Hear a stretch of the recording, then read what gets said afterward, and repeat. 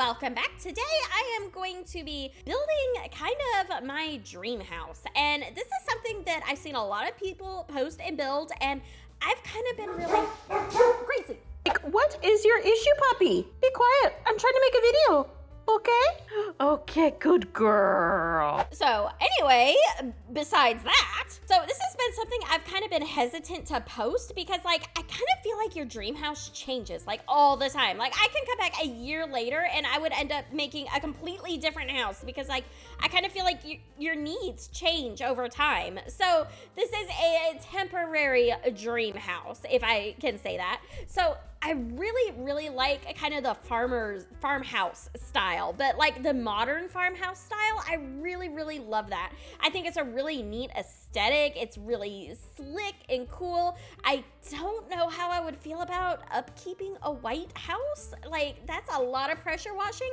But you know what? It's The Sims. It's okay. Whatever. We can just play with it. It has a kitchen, a full kitchen without a table in that kitchen. Now, I do have a dining room with a table in it because, it is The Sims. If you're actually going to play with this, you would need that. I don't really think my dream house right now would have a table. Right now, the house I'm living in, we don't really have a kitchen table. I have a little island that my 3 kids can sit at and eat.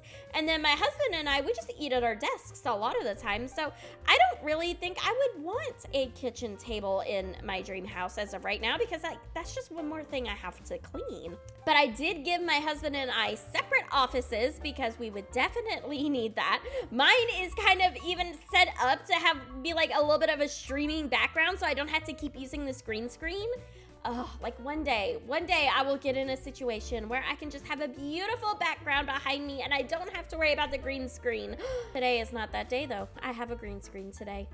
And then on the lower floor of this house, I have set it up where there are 3 kids' bedrooms, one for each of my kids, which kind of mirrors our house setup right now. All of our kids are in the lower floor. And then I've also got a little homeschool area set up for them right down there. So it's a really, really neat set up to have, and I think a lot of it, I pulled a lot of the design a little bit from the house that we're living in, not so much the exterior.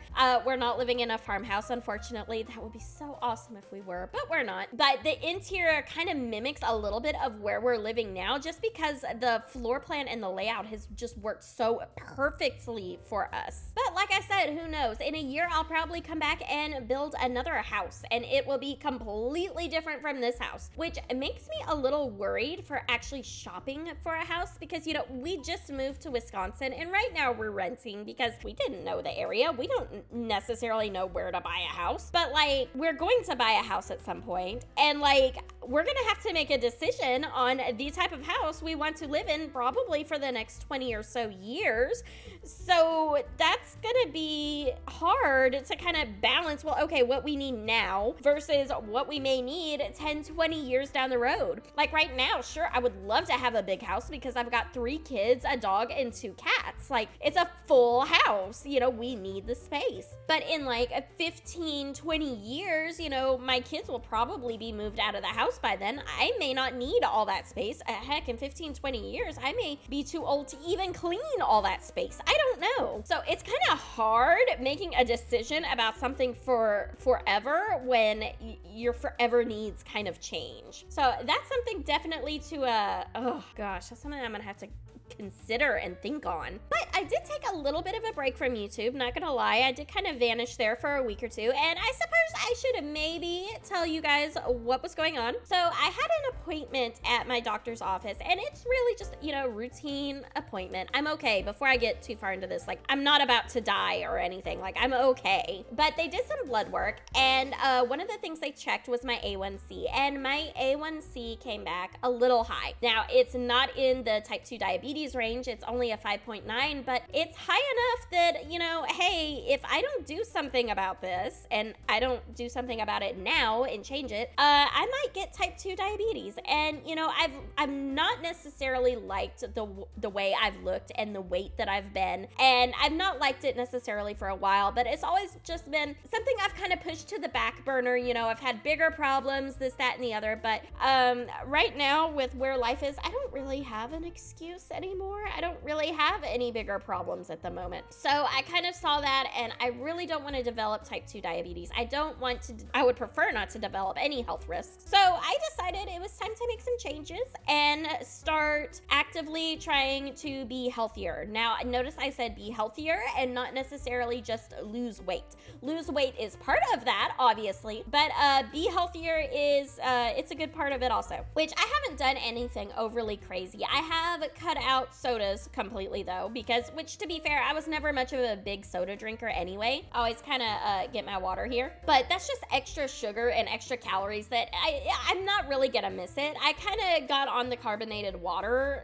train, which takes some getting used to. Everyone says, oh, it's great, it's a great replacement for soda. No, if you get a can of like flavored carbonated water and you go to drink it and you're expecting soda, you are going to be very, very disappointed, okay? But once you get over that hump that it is not gonna be sweet like soda, you know what, it's pretty good. I liked it, and it keeps me away from sodas. It gives me something different to drink, so I did cut out all sodas, and I'm working very, very hard at cutting out all refined carbs. So like candies, cakes, ice cream, which I don't really eat a lot of the sweet stuff, but I do eat a lot of the savory stuff. So like a lot of pasta, a lot of white bread, a lot of white rice. Okay, my family eats a lot of rice, okay? I'm not cutting out carbs. I'm just kind of replacing them with whole carb options. So like my white rice, I'm changing for brown rice, and my white bread, I'm changing for whole grain bread, which leads me to Dave's Killer Bread. Oh my gosh, that bread is so good. Like, and this isn't like sponsored or anything. This is just like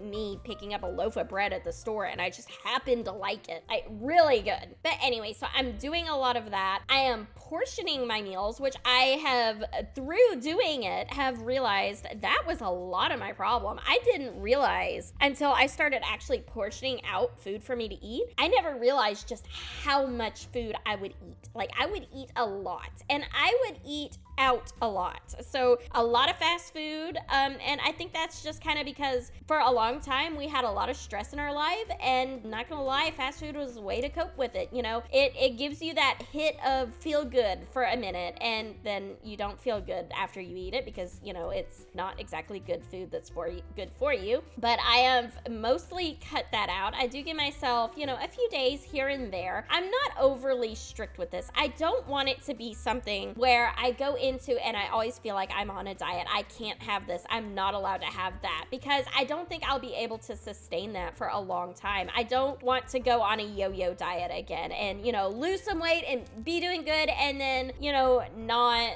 be able to keep it up. That's what happened a few years ago when I went on a low carb diet, and I got pretty skinny, but then eventually the pasta started calling my name, and when it started calling my name, I mean, that was it. I was gone. So I definitely want to do something that's more sustainable than I have been doing, but I've also been walking a lot. I've looped out a little trail around my house that it's about a mile. I'll walk it 1, maybe 2 times a day. So I'm walking a mile, maybe 2 miles every day, just depending on how I'm feeling. Some days are better than the others. Listening to podcasts and music helps, which, not gonna lie, the 2 things I mostly listen to, and this is gonna be a little crazy, are murder podcasts and Disney songs. So that's two separate sides of the aisle there. So if you see me walking down the street, I'm either listening to how someone was murdered or I am listening to Don't Talk About Bruno. So you got a 50-50 chance, I guess. But I've been doing it for about 2 weeks now, and I've lost about 10 pounds, give or take. Maybe a little more. 10 is kind of a conservative number. I've really tried not to weigh myself much because, like I said, I'm not necessarily doing this just for weight. I'm trying to be healthier in general. But I figure as I do that, the weight will come off. And it is starting to come off. Like I said, I've lost about 10 pounds. I'm hoping here in about 3 to 6 months to get my A1C retested to kind of see if I have lowered my blood sugar, my A1C enough to kind of fall out of the pre-diabetes range. That's the goal. But, you know, it's going to be a little bit of a hard road. And like I said, I don't completely restrict myself. The other day I went to this Italian restaurant near my house, and oh my gosh, the chicken d'Angelo they had there was amazing. It tasted great. But like, that was the thing. I could go and I could have that meal, and I had worked it into my day and I felt fine. And I even went and walked afterwards because I'm I'm trying to do my walks after I've had big meals. That way I'm kind of moving and exercising to kind of maybe burn off some of that blood sugar a little bit. I don't know if that's actually going to work because I don't know, but it's a thought. It's maybe a way of trying to keep my blood sugar under control. I don't know. But like I said, the point of that is I'm not restricting myself. I will still have burgers sometimes. I will still have ice cream sometimes, but a lot of my meals I am trying to be a lot more conscious about. I eat avocado toast with eggs most mornings and try to keep it around the 250. And then I have a small lunch and a small dinner. I'm trying to eat a lot of vegetables, a lot more salads, healthier proteins, some fish, stuff like that. I made a Mediterranean chickpea salad that was actually so good. I'm really tempted to make it again and just live off that salad because that salad is flipping amazing. But anyway, a lot of that has taken a lot out of me because I've been so focused on trying to kind of put myself back together.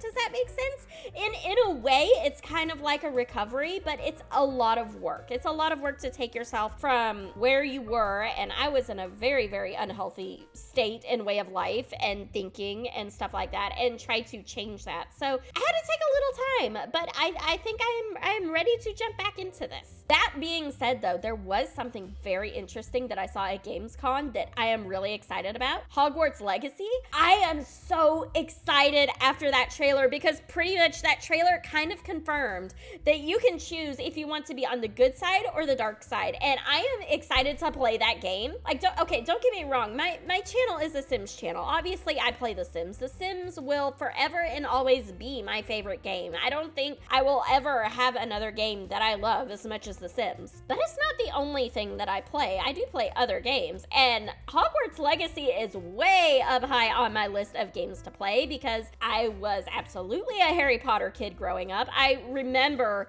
being there in the store at midnight every night to get the next book that would come out. So I am definitely wanting to play Hogwarts Legacy. I am thinking about playing it on this channel. I have not decided yet. So let me know in the comments down below if you want to see me play Hogwarts Legacy on this channel. I do think it would be really fun. I do plan on this being primarily a Sims channel, but every once in a while, if there's a really good game that comes out that I really want to play, I may play it on here. And Hogwarts Legacy, it might be up there in games I want to play on this channel also. Plus 2 Point Campus came out, and not gonna lie, for like 3 days, I just binged that game straight because I love 2 Point Hospital. I like 2 Point Campus too. I love it. It's a little different from 2 Point Hospital. There's some things about it I like and some things about it I don't like, but what are you gonna do? But I do like that game. So if you're debating about whether you want to buy that game, yeah, go ahead and buy it. It's definitely worth it. I love it. But yeah, so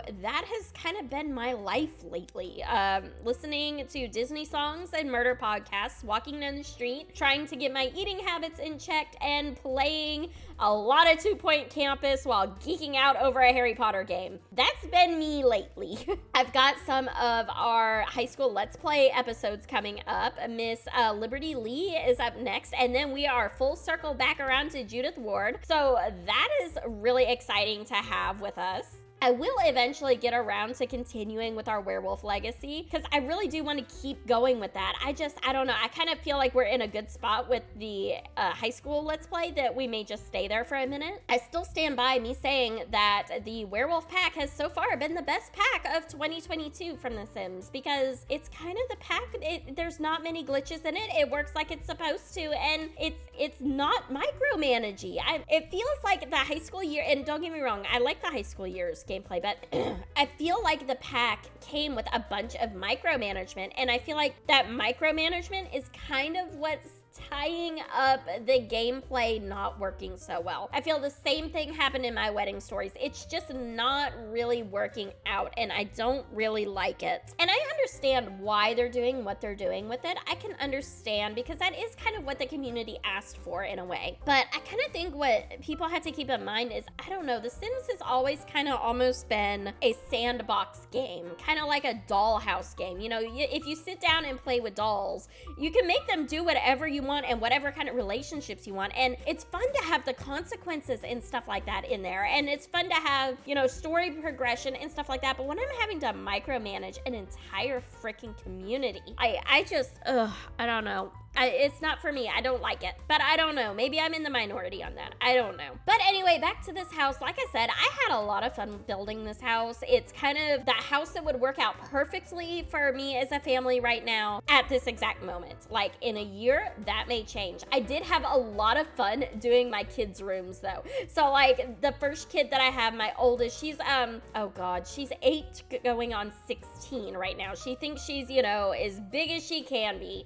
So I kind of gave her more of a teenage aesthetic room. I gave her her own computer in that room because that's something she has been wanting. I don't know if she will get it yet. I don't quite know if she's ready for that step as much as she thinks she is. But just a lot of pink, a lot of girly things, kind of a grown-up sort of room. Then my middle daughter, she loves art. She loves to color, she loves to draw, she loves to paint, she loves art, and she's starting art classes here soon, and she is so freaking excited. But so I just gave her a lot of artistic things in her room because as soon as she gets her own room, that is exactly what I see her doing with it. It will just be art studio, and that is where she would live. That is exactly her. And then my youngest is 4, and the only thing in the world he cares about right now is the color blue and Catboy from PJ Masks. So I gave him a very brightly colored blue room to live out all his little boy happy dreams in there, and I love it. I love it so much, and I really had fun